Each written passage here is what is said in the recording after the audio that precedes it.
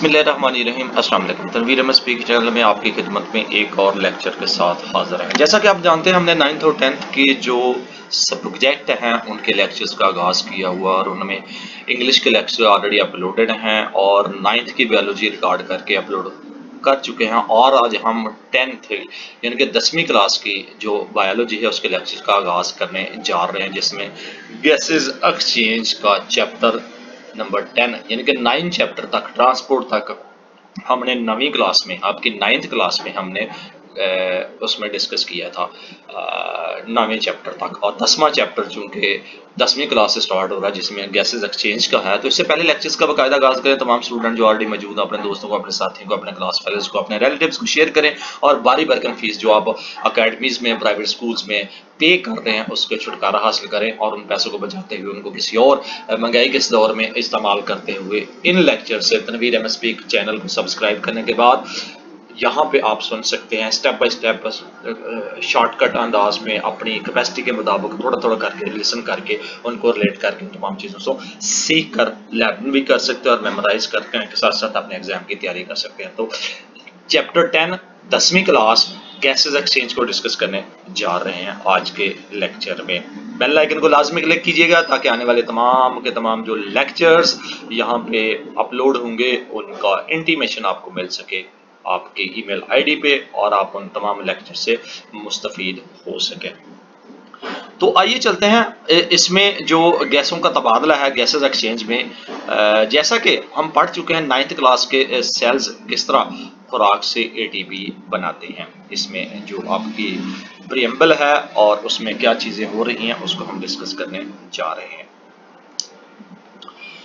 तो dear student, cellular respiration वो अमल है जिसमें ऑक्सीडेशन रिडक्शन रिएक्शन से खुराक में मौजूद CH बॉन्ड्स तोड़े जाते हैं और निकली वाली एनर्जी को ATP में तब्दील कर दिया जाता है।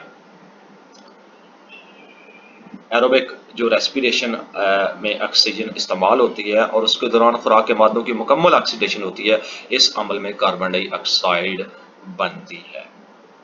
जानदार सेलुलर रेस्पिरेशन में इस्तेमाल के लिए ऑक्सीजन अपने माहौल से हासिल करते हैं और इसे अपने सेल्स को मुहैया करते हैं। सेलुलर रेस्पिरेशन के दौरान पैदा होने वाली कार्बन डाइऑक्साइड सेल से और फिर जिस्म से बाहर निकाल दी जाती है, ultimately from the body. Taking oxygen, माहौल से ऑक्सीजन हासिल करना और जिस्म से कार्बन डाइऑक्साइड को बाहर निकालने के अमल को गैसों का तबादला कहते हैं। यानी कि माहौल से जो एनवायरनमेंट वहाँ पे होता है, वहाँ पे जो ऑक्सीजन होती है उसको हासिल करना और उसी जिस्म से जो आपकी गैसों का कार्बन डाइऑक्साइड को बाहर निकालने को अमल को गैसों का तबादला कहा जाता है, यानी कि गैसेस एक्सचेंज कहा जाता है। द टर्म ब्रीदिंग, और जो इंग्लिश जो का लफ्ज़ है यानी कि ब्रीदिंग सांस लेना जिसको बोलते हैं, इसकी इस्तिलाह अमल के लिए इस्तेमाल होती है और जिसमें जानदार हवा को अपने जिस्म में ले जाते हैं ताकि उसमें से ऑक्सीजन हासिल कर सके और फिर हवा को बाहर निकाल दें ताकि कार्बन डाइऑक्साइड भी जिस्म से निकल सके। तनफ़ुस, ब्रीदिंग और रेस्पिरेशन मुतरादिफ अल्फाज नहीं है। Respiration and breathing not synonyms, यानी कि एक जैसे नहीं है ये। रेस्पिरेशन में मैकेनिकल और बायोकेमिकल अमाल होते हैं, जबकि तनफ़ुस में सिर्फ मैकेनिकल यानी कि फिजिकल अमाल शामिल है जिनसे गैसों का तबादला होता है। इस बाब में हम पौधों और इंसानों में गैसों के तबादलों के होने वाले अमाल पढ़ेंगे। In this chapter go through the mechanism of मतलब गैसों का तबादला पौधों और ह्यूमन में, इंसानों में। तो सबसे पहले है गैसेस एक्सचेंज इन प्लांट्स, यानी कि पौधों में गैसों का तबादला किस तरह होता है इसकी इब्तदाइया के बाद। और गैसों का तबादला पौधों में किस तरह का होना है, इसमें क्या होता है कि माहौल, प्लांट्स हैव नो ऑर्गन्स और system for the exchange of gases with the environment. माहौल से गैसों के तबादले में पौधों में मुख्तलिफ ऑर्गन्स या सिस्टम मौजूद नहीं होते। पौधे का हर सेल माहौल से गैसों का तबादला अपने तौर पर करता है। पत्तों और छोटी उम्र के तनों की एपिडर्म्स में स्टोमेटा मौजूद होते हैं। इन सुराखों के जरिए माहौल के साथ गैसों का तबादला होता है और पत्तों के अंदर अंदरूनी सेल्स जिसमें मेसोफिल और तनों के सेल्स के मबैन खाली जगह यानी कि एरोस्पेस होती हैं जो गैसों के तबादले के लिए मदद फराहम करती हैं। will help in the exchange of gases. تو یہ یہاں پہ انہوں نے ایک شکل کے بارے میں بھی آپ کو بتایا گیا ہے، اور اس میں جو چیزیں پتوں اور چھوٹی عمر کے تنوں میں جو گیسوں کا کچھ تبادلہ ان کی ایپیڈرمس کے اور موجود جو کوٹیکل کے ذریعے بھی ہوتا ہے، یہ بھی یاد رکھنے والی اس میں چیز ہے۔ تو یہاں پہ ایک آپ کے سامنے شکل دی گئی ہے جس میں کوٹیکل ہے، اپورڈ ایپیڈرمس ہے، اور جو میزوفل سیلز ہیں یہ والے ہیں، اور یہ ایپیڈرمس اور یہ کوٹیکلز اور اس طرح باقی جو اس کے آرگنزز ہیں ان کو یہاں پہ دکھایا گیا ہے، اور یہ ایک پتے میں گیسوں کا تبادلہ ہے۔ یہ سارے کا سارا جو 10.1 میں جو دیا گیا ہے، ایک پتے میں گیسوں کا تبادلہ اس طرح ہوتا ہے۔ تو leaf cells face two situations, جو پتے ہیں دو قسم کے حالات کا سامنا کرتے ہیں during the day time when the mesophyll cells of leaves, یعنی کہ دن کے اوقات میں جب پتے کے میزوفل سیلز فوٹوسینتھیز اور ریسپیریشن کے ساتھ کر رہے ہوتے ہیں یہ عمل، جس میں فوٹوسینتھیز میں پیدا ہونے والی آکسیجن سیلولر ریسپیریشن میں استعمال ہو رہی ہوتی ہے، اور اسی طرح سیلولر ریسپریشن میں پیدا ہونے والی کاربن ڈائی آکسائڈ فوٹوسینتھیس میں استعمال ہوتی ہے۔ تاہم رات کے وقت جب فوٹوسینتھیس کا عمل نہیں ہو رہا ہوتا، پتوں کے سیلز سٹومیٹا کے ذریعے ماحول سے آکسیجن لے رہے ہوتے ہیں اور کاربن ڈائی آکسائڈ نکال رہے ہوتے ہیں۔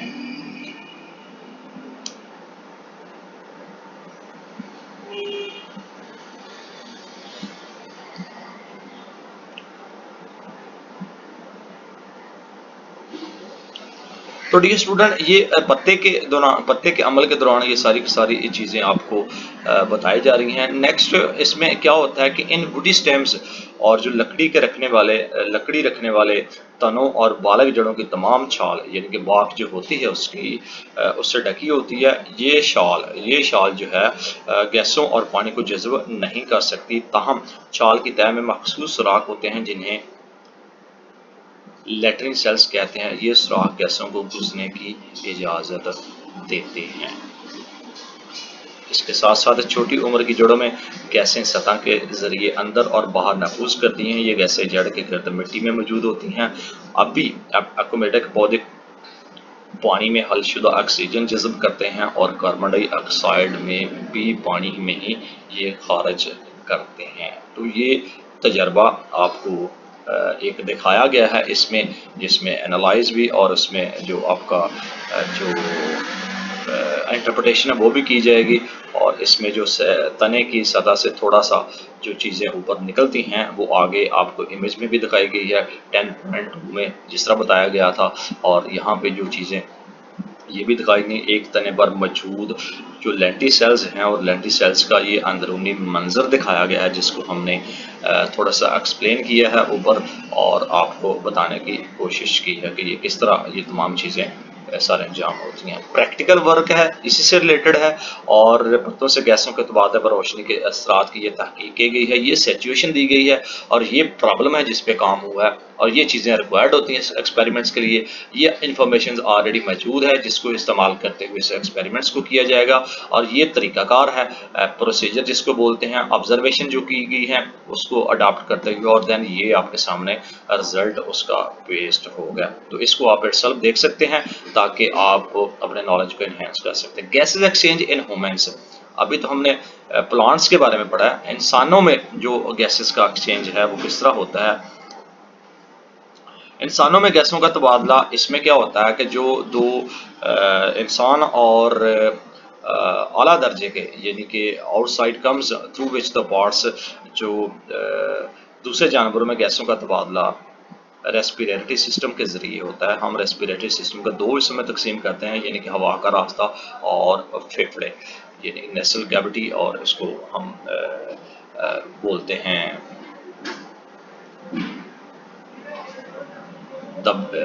The air passage and the lungs, یعنی کہ اس کو پھیپھڑے اور ہوا کا راستہ بھی بولتے ہیں۔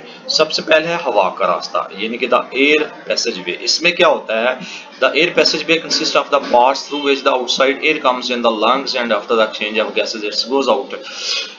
ہوا کا راستہ ان حصوں پر مشتمل ہے جن کے ذریعے باہر کی ہوا پھیپھڑوں میں داخل ہوتی ہے اور گیسوں کے تبادلے کے بعد یہ بالکل باہر نکلتی ہے۔ یہ ہوا کا یہ راستہ مندرجہ ذیل حصوں پر مشتمل ہوتا ہے۔ नाक के अंदर खाली जगह यानी कि नेजल जो कैविटी कहलाती है, इसको the nose enclose the nasal cavity, और ये जिन सुराखों के जरिए बाहर खुलती है उन्हें यानी कि नॉस्ट्रिल्स का नाम दिया जाता है।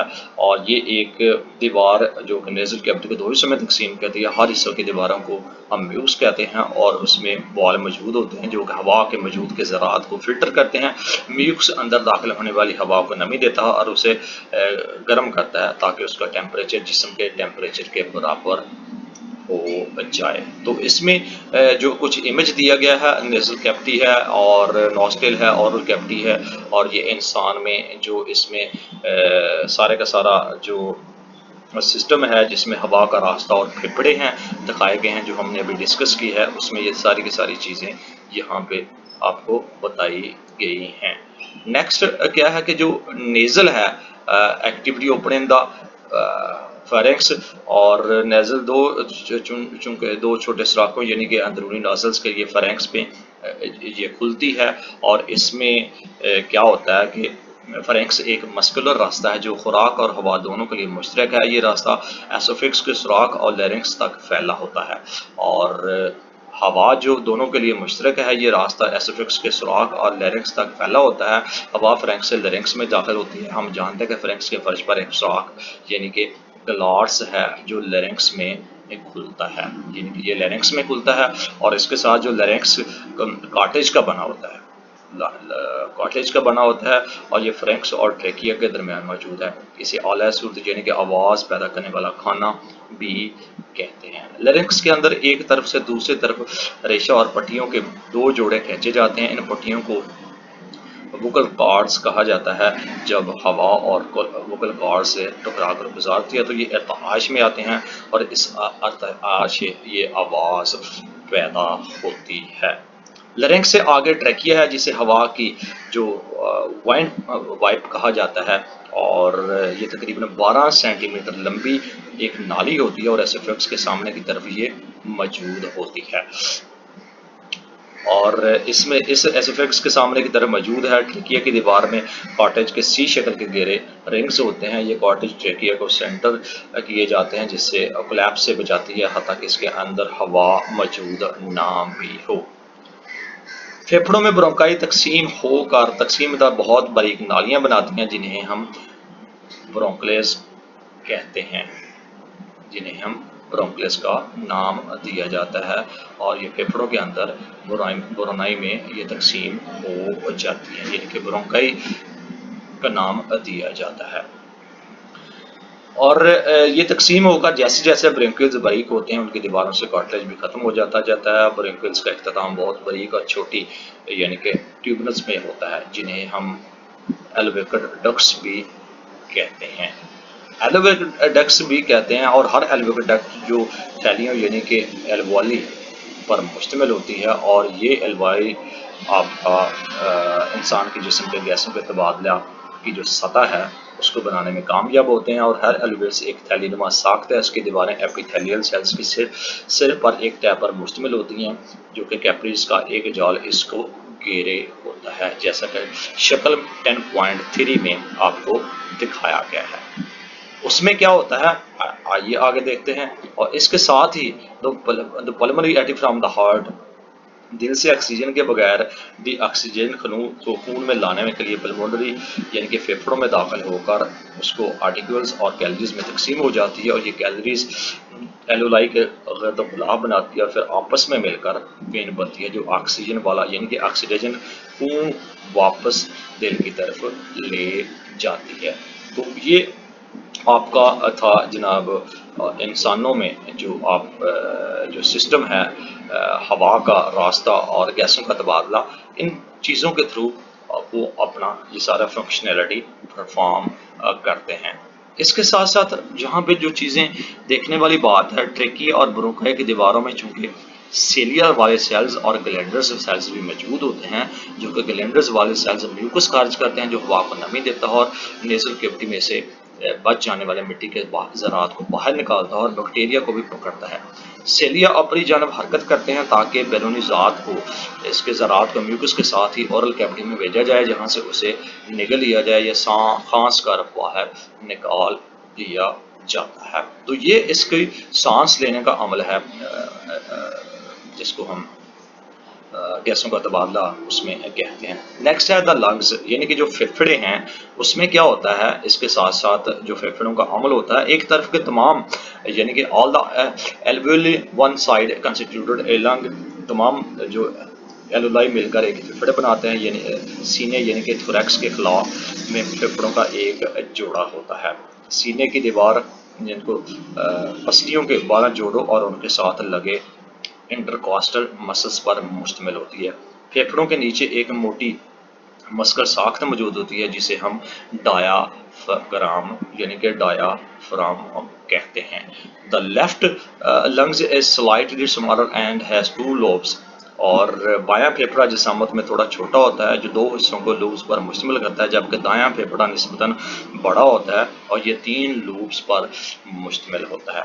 फेफड़े चूंकि जिसे हम स्पंजी भी कहते हैं, लचकदार आर्गन्स पर मुश्तमिल होते हैं और इनके अंदर ब्लड वेसल्स होती हैं, जो कि हम जानते हैं कि पल्मोनरी आर्टरीज और वेन्स की शाखें मौजूद होती हैं। हर फेफड़े के गिर्द 2 मेम्ब्रेन्स होती हैं जिन्हें बैरूनी और अंदरूनी यानी कि प्लूरल मेम्ब्रेन्स कहता है, और इन मेम्ब्रेन्स के दरमियान एक स्याह माया जो फेफड़ों के आज़ादाना फैलने और सिकुड़ने के लिए रगड़ से बचाव यानी कि लुब्रिकेशन तमाम फेफड़ों को मुहैया फराहम करती है। तो ये फेफड़ों का अमल है, और ये फेफड़े का अमल जो है ना, इसमें फेफड़े और जो प्लूरल मेम्ब्रेन्स होती हैं इस तरह उनकी फंक्शनैलिटी अपना परफॉर्म करती है, जो हमने आपके सामने बयान भी की है। नेक्स्ट आप द मैकेनिज्म ऑफ ब्रीदिंग है, यानी कि जो तनफ़ुस का अमल है वो किस तरह परफॉर्म होता है। इसमें क्या होता है कि गैसों के जो तबादला है, मुख्तलिफ किस्म की हरकत को तनफ़ुस कहते हैं।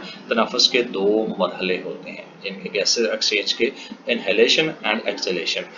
इनहेलेशन में क्या होता है, जिसको इंस्पायरेशन भी हम कहते हैं, इंस्पायरेशन या इनहेलेशन। इसमें क्या होता है, इसमें आपका जो सांस अंदर जब खींचते हैं इंस्पिरेशन के दौरान तो रब्स के मसल्स सिकुड़ते हैं, जिससे रब्स ऊपर उठ जाते हैं और इसी दौरान गुंबद नुमा डायाफ्रेम सिकुड़ता है और नीचे चला जाता है, यानी कि कॉन्ट्रैक्शन इज लोअर्ड, जिससे रब्स वापस अपनी जगह आ जाते हैं। डायाफ्राम के मसल्स भी रिलैक्स हो जाते हैं और ये अपनी ऊपर उठी गुंबद नुमा शक्ल में आ जाते हैं। इससे सीने के फला का रकबा कम हो जाता है और फेफड़ों के ऊपर दबाव में इजाफा हो जाता है। इसके नतीजे में फेफड़े सिकुड़ते हैं और उनके अंदर से हवा बाहर आ जाती है। इंसान में जो normal the air from outside rashes in the lungs, तो इंसान में जो नॉर्मल हालात यानी कि आराम के वक्त सांस लेने की रफ्तार है 16 से 20 मरतबा फी मिनट होती है, और तनफ़ुस की रफ्तार को दिमाग में मौजूद जो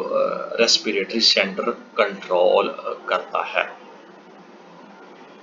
ये आपका इंस्पायरेशन और इनहेलेशन है। इसके दौरान जब हम सांस को और मसल्स को खींचते हैं जिससे रबड़ ऊपर चले जाते हैं, इस तरह गुंबद नुमा फ्राम नीचे हो जाता है यानी कि सिकुड़ता है, और इन हरकत से सीने का खुला का रकबा जो होता है वो बढ़ जाता है, जिससे फेफड़ों के ऊपर दबाव को कमी आ जाती है और इसके नतीजे में फेफड़े फैल जाते हैं और इनका हवा का दबाव भी कम हो जाता है। बाहर की हवा तेज से फेफड़ों में दाखिल होती है ताकि दोनों अतराफ का दबाव ऊपर हो जाए। ये इनहेलेशन इंस्पायरेशन का अमल है। और एक्सपायरेशन और एक्सहेलेशन का जो अमल है, जिसमें हमने कुछ चीज़ें पहले भी डिस्कस की हैं, और फेफड़ों में जो गैस के तबादलों का यानी कि नाखालिस हवा को एक्सहेलेशन का नाम दिया जाता है। जो रब्स के मसल्स रिलैक्स होते हैं जिससे रब्स वापस अपनी जगह आ जाते हैं, डायाफ्रेम के मसल्स में भी रिलैक्स हो जाते हैं और ये अपनी यानी कि ऊपर उठी गुंबद नुमा शक्ल में आ जाता है। इससे सीने के खला का रकबा कम हो जाता है और फेफड़ों के ऊपर दबाव में इजाफा हो जाता है। इसके नतीजे में फेफड़े सिकुड़ते हैं और उसके अंदर हवा आ जाती है। वुमेन ब्रीथ 16 यानी कि 16 से 20 मिनट का जो फासला होता है, रफ्तार होती है, इसमें तनफ़ुस की जो दिमाग से मौजूद रेस्पिरेटरी जो आपका सेंटर होता है वहाँ पे पहुँच दिया, और ये रेस्पिरेटरी सेंटर खून में मौजूद कार्बन डाइऑक्साइड के जरिए एहसास के लिए एहसास होता है। जब हम मशक्क़त या कोई इसके नतीजे में ज़्यादा कार्बन डाइऑक्साइड बनती है जो खून में खारिज कर दी जाती है कार्बन डाइऑक्साइड का ये नॉर्मल से ज़्यादा इर्तिकाज़ दिमाग के रेस्पिरेटरी सेंटर को तहरीक करता है। रेस्पिरेटरी सेंटर रबर्स के मसल्स और डायफ्राम को तनफ़्फ़ुस की रफ्तार बढ़ा देने की हिदायत भेजता है ताकि खून में मौजूद कार्बन डाइऑक्साइड को जिस्म से बाहर निकाला जा सकता है। मशक्क़त और सख्त मेहनत के काम के दौरान भी तनफ़्फ़ुस की रफ्तार जो 30 से 40 मिनट मरतबा भी फी मिनट तक हो सकती है। तो ये आपका जनाब यानी कि एक्सीलरेशन, जिसको हम एक्सीलेशन भी कहते हैं, एक्सपायरेशन का अमल है आपका, जो जिसके थ्रू हम ये सांस वगैरह लेते हैं और ज़िंदगी के जो अफ़ाल हैं जिसमें गैसों का तबादला होता है उसमें देते हैं। ये एयर मूव्स आउट है और ये एयर मूव्स इन है, जिसमें राइब्स और लोबर्ड है। जहाँ पे आपको रिब्स आपके उठाए जाते हैं, यहाँ पे रिब्स आपके इन होते हैं, और ये कुछ डायग्राम है जो ऊपर आपको उठाया जाता है और ये आपका डायग्राम जो है वो नीचे आपको दिखाया जाता है। और ये इनहिलेशन के ये मराहल हैं, एक्सहिलेशन के ये है, और ये इनहिलेशन का मराहल है जिसको हमने आपके सामने डिस्कस किया। आगे आपको इसके अकॉर्डिंगली जो हमने सारी की सारी चीज़ें आपको एक्सप्लेन करके बताई हैं, ये टेबल में बयान की गई। ये इसके फीचर हैं, यानी कि comparison between the inspired and expired, यानी कि इनहिलेशन और एक्सहिलेशन का जो हमने डिस्कस किया है, ये उसका अमाउंट ऑफ ऑक्सीजन है, उसमें ये परसेंटेज है, उसमें ये एक्सपायर्ड है, इसमें ये परसेंट है। ये सारे के सारे टेबल जो हमने ऊपर इन दोनों को, यानी कि इंस्पायर्ड और एक्सपायर्ड को जो एक्सप्लेन किया है, उनको बयान किया गया है। इसके साथ ही यही चीज़ें आपको जो है ना, ये आपके एक डायाफ्रेम का काम दिखाने का एक मॉडल पेश किया गया है कि किस तरह ये इनकी फंक्शनैलिटी परफॉर्म करती है और किस तरह जो इनका सांस का अमल है या वो परफॉर्म किया जाता है। ये थोड़ा सा ऑलरेडी आपके पास डाटा मौजूद है जिसमें उन्होंने एक प्रैक्टिकल वर्क किया है और इसकी सारी की सारी जो चीज़ें यहाँ पे एलैबोरेट की हैं, आप इन तमाम चीज़ों को अडॉप्ट करके इनमें ये सारी की सारी चीज़ें ऐड कर सकते हैं और उन चीज़ों के लिए इस एक्सपेरिमेंट्स को in model of the action of diaphragm है, इसमें इन काम के थ्रू इनको परफॉर्म किया है, यानी कि इसको एक्सपेरिमेंट किया है और इनका जो तरीकाकार था और इसमें जो सेफ्टी मेजर थे, ये सारे के सारे यहाँ पे बताए गए हैं और आप इन तमाम चीज़ों को रीड आउट करके अपने नॉलेज को इन्हेंस कर सकते हैं। यहाँ पे कोई टेक्निकल चीज़ नहीं है, ऑलरेडी सिर्फ उनको प्रेजेंट किया है। जितने भी यहाँ पे जो प्रैक्टिकल वर्क भी है, एक और भी तजर्बा है यहाँ पे आपको बताया गया, उसको भी आप डी स्टूडेंट देख सकते हैं, जिसमें ऑब्जर्वेशन रिजल्ट के साथ साथ जो उसकी एवेल्यूशन है वो भी दिखाई गई है। और यही जो सांस का अमल है, नेक्स्ट आगे प्रैक्टिकल वर्क एक और भी यहाँ पे दिखाया गया है और इस प्रैक्टिकल वर्क जो चीज़ें रिक्वायर्ड होती हैं, प्रोसीजर है एज यूजुअल जितने भी मैंने प्रैक्टिकल वर्क को एक्सप्लेन करने की कोशिश की है, क्योंकि प्रैक्टिकल वर्क जो करके उसी चीज़ को यहाँ पे पेस्ट किया होता है, इसलिए इनको डिस्कशन करने की ज़रूरत नहीं होती। आप सिर्फ पढ़कर उन तमाम चीज़ों को आप अपने नॉलेज को इन्हेंस कर सकते हैं। तो डियर स्टूडेंट, ये 10वीं क्लास के लेक्चर का पार्ट 1 था जिसको हमने अभी आपके सामने डिस्कस किया।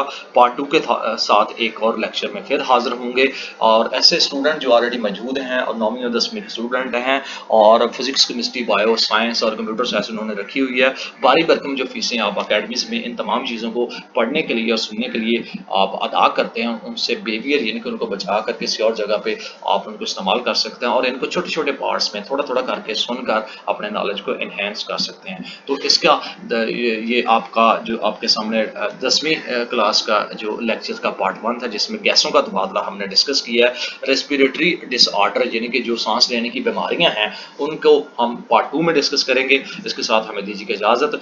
आपने सब्सक्राइब कीजिए, बेल आइकन को लाजमी चेक करिए, दोस्तों को फेसबुक, व्हाट्सएप, इंस्टाग्राम में शेयर करना ना भूलिए ताकि ये भी सदका जारिया होगा। ये मेरी हौसला अफजाई के लिए, ज़्यादा से ज़्यादा इसको देखेंगे तो आपके नॉलेज में इन्हेंस भी होगा, आप इन तमाम चीज़ों को समझेंगे भी सही और मुझे भी इसकी जो है ना कोई एडवांटेज आने वाले वक्तों में हो सकता है। इसके साथ हमें दीजिए इजाज़त, हमारी तरफ से अल्लाह हाफिज़।